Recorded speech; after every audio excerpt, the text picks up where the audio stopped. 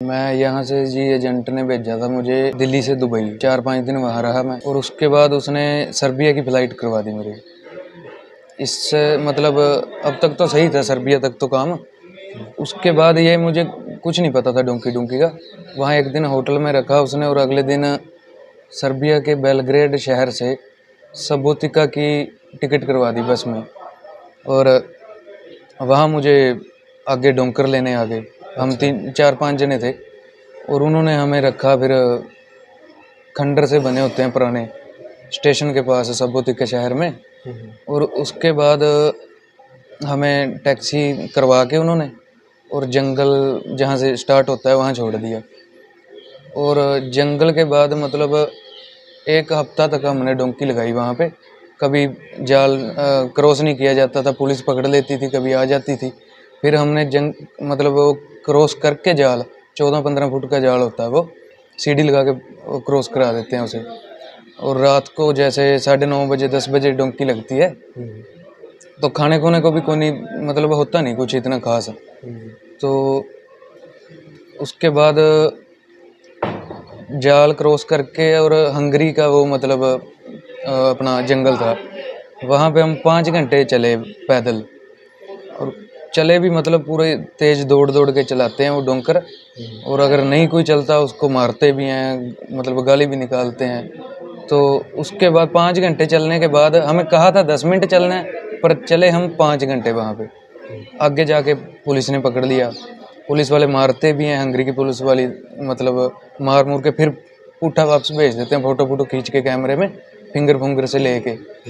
और फिर वहाँ से मैंने एजेंट को फ़ोन किया कि मुझे ये सिस्टम मैंने नहीं जाना दोबारा, तुम मुझे वो पासपोर्ट दे मेरा। ये कब की बात है? ये पहली डोंकी की बात है? पहली डोंकी के बाद जब पुलिस ने पकड़ लिया और मैंने आके इससे बेलग्रेड शहर में पासपोर्ट मांगा, इसने पासपोर्ट से इनकार कर दिया, भी डोंकी तो लगानी पड़ेगी तुम्हें। फिर मैंने कहा भी तू मुझे तो कह रहा था भाई रोड जाना है मतलब टैक्सी पे, और ये काम तो मुझे पता नहीं था।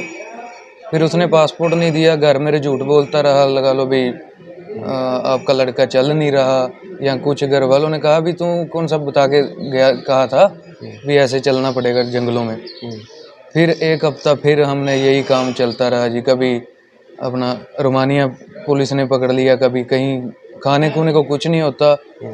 पानी भी वहाँ तो मतलब बहुत औखा काम है, पानी भी मिल जाए जंगलों में तो भूखे मरने वाला काम है। कई लड़के मरे भी हैं रास्ते में, किसी की लात बाँह भी टूटी है। जैसे जाल से ना अपना सीढ़ी लगा देते हैं एक साइड में, और उसके बाद 14-15 फुट का जाल होता है, वहाँ से छाल मारनी पड़ती है। अच्छा। और वहाँ मैंने खुद देखे हैं जिनकी लातों पे प्लास्टर लगा हुआ है, जैसे हाथ पे लगा है ऐसे बाजू पे।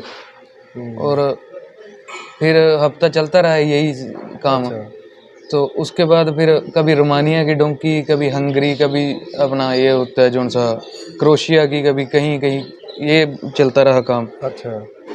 फिर लास्ट बार ना ऐसे ही चलता रहा 15-16 दिन में। तो लास्ट बार फिर हमको पुलिस ने पकड़ लिया, रोमानिया वाली ने। उन्होंने सर्बिया वालों को, इमिग्रेशन को फ़ोन कर दिया भी इनको ले जाओ आगे से, यहाँ से पटरी पे चढ़ा दिया रेलगाड़ी पे। और रेलगाड़ी की पटरी होती है सी, और वो आगे से हमें ले गए और उन्होंने सीधा जेल में ठोक दिया। भाई हम पहले भी फ़ोटो हमारी खींची गई थी कई देशों में, जैसे 2-3 देशों में। अच्छा। और उन्होंने फिर अपना जेल में रखा। वहाँ 1 महीना, शायद 1 सवा महीना का मैं जेल में रहा हूँ वहाँ पे। खाने को कुछ नहीं, गां का मांस देते हैं कच्चा सा, और जहाँ ब्रेड देते हैं ब्रेड भी नहीं, भूखे मरने वाला ही काम है मतलब। तो फिर मैंने घर कैसे करके पुलिस वालों के मतलब तरले मिन्नत करके भी फ़ोन किया घर। और मैंने कहा भी पासपोर्ट मेरा इस एड्रेस पे भेज दो, और ये तभी वापस आने देंगे, नहीं साल डेढ़ नहीं आने देंगे जैसे, नहीं तो वाइट पासपोर्ट पे भेजेंगे, वो इनकी मर्जी है कब भेजें। तो एजेंट मुकर गया।